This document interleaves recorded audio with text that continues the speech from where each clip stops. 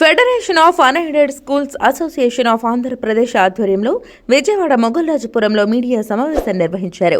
ఈ సందర్భంగా అసోసియేషన్ అధ్యక్షుడు కె తులసి ప్రసాద్, ఉపాధ్యక్షుడు Parachuri Srinivasarao, independent schools of management association అధ్యక్షుడు కె శ్రీకాంత్ బాబు, ప్రధాన కార్యదర్శి Bharat, AP private schools association గౌరవ అధ్యక్షుడు సుందర్రాం మాట్లాడుతూ గడిచిన 3 సంవత్సరాలుగా రైట్ టు ఎడ్యుకేషన్ కింద విద్యార్థులకు ఉచితంగా అడ్మిషన్లు ఇస్తున్నామని చెప్పారు.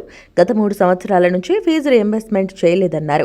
2025-26 ప్రవేశాలకు సంబంధించిన జీవోను విడుదల చేశారని, అది విడుదల చేసే ముందు స్టాండప్ ఆపరేషన్ ప్రొసీజర్ ఒక స్థానంలో లేకుండా రాబోయే సంవత్సరానికి ఉండాల్సిన ఫీజులు నిర్ధారించకుండా ప్రవేశాల గురించి ప్రకటన చేశారన్నారు.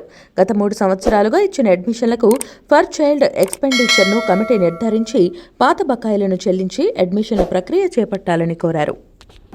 దాదాపుగా 4,000 నుంచి 5,000 పాఠశాలల సభ్యత్వం ఉన్నటువంటి అసోసియేషన్ మాది. ఈ రోజున ముఖ్యంగా మనం ఇక్కడ మిమ్మల్ని కలుస్తుంది ఎందుకంటే RTE right to education 2009 act ప్రకారం ఆర్టీఈ 12(1)(c) ప్రకారం జరుగుతున్న అడ్మిషన్లలో జరుగుతున్నటువంటి లోటుపాట్ల గురించి, మేము పడుతున్న ఇబ్బందుల గురించి మీ దృష్టిలో తీసుకురావడం కోసం ఈ సమావేశం ఏర్పాటు చేశాం.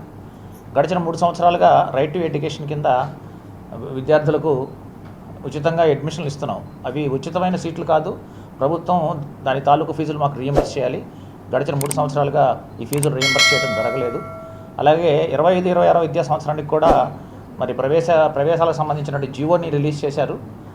ఆ జీవోని రిలీజ్ చేసే ముందు స్టాండర్డ్ ఆపరేటింగ్ ప్రొసీజర్ ఒక స్థానంలో లేకుండా, అలాగే రాబోయే సంవత్సరానికి ఉండాల్సిన ఫీజుల గురించి నిర్ధారణ జరగకుండా ఒక కమిటీని ఫామ్ చేశారు. మా అసోసియేషన్ ఇక్కడ కూర్చున్న ఎవరైతే 4 ఉన్నామో ఈ 4 అసోసియేషన్ సబ్ ప్రెసిడెంట్స్తో ఒక నిర్ధారణ కమిటీని ఏర్పాటు చేశారు. కానీ ఇంతవరకు దాని సమావేశం జరగలేదు. కానీ ప్రవేశాల గురించి అయితే ప్రకటన చేయడం జరిగింది.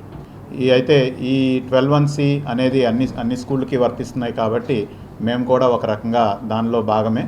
మేమందరం కూడా ఇప్పుడు ప్రైవేట్ విద్యా సంస్థలు అంటేనే రాష్ట్రంలో దాదాపు 50% పైగా విద్యార్థులు ఉన్నారు. We are always partners in progress.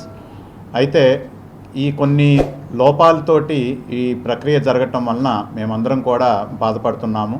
అది అధికారుల దృష్టికి తీసుకువెళ్ళాం, కానీ మరి కొన్ని కారణాల వలన పూర్తి స్థాయిలో వాటికి సొల్యూషన్ ఇవ్వట్లేదు. గత 2 సంవత్సరాల్లో జీవో 24 అని ఒకటి, దానిలో ఫీ రియంబర్స్మెంట్ ఎలా ఇవ్వాలి, అలానే ప్రొసీజర్ ఎలాంటిది అనేది ఇవ్వటం వలన దాని మీద మేము కోర్టుకు వెళ్ళటం, కోర్టులో దాన్ని కొట్టివేయటం జరిగింది. రూల్ ప్రకారంగా అయితే గత 2 సంవత్సరాలు జరిగిన అడ్మిషన్లు అన్నీ కూడా క్యాన్సిల్ అయిపోయినాయి. ఎందుకంటే ఆ రోజున కోర్టు కానీ గవర్నమెంట్ వారు ఇచ్చిన నోటిఫికేషన్లో కూడా అవన్నీ కూడా subject to notification off the outcome of these writ petitions అన్నారు. ఆ రిట్ పిటిషన్స్ని ఆ జీవోని సెట్ అసైడ్ చేయడం వలన అడ్మిషన్లు క్యాన్సిల్ అయినటువంటికి ఆ విద్యార్థులందరినీ మేము ఈ సంవత్సరం చివరి దాకా కూడా వాళ్ళకి పరీక్షలు పెట్టడం 4 సమానంగా చూడటం అవుతుంది. విద్యార్థుల మీద కానీ ఆర్టీఈ 12(1)(c) మీద కానీ మాకు ఎటువంటి అభ్యంతరం లేదు.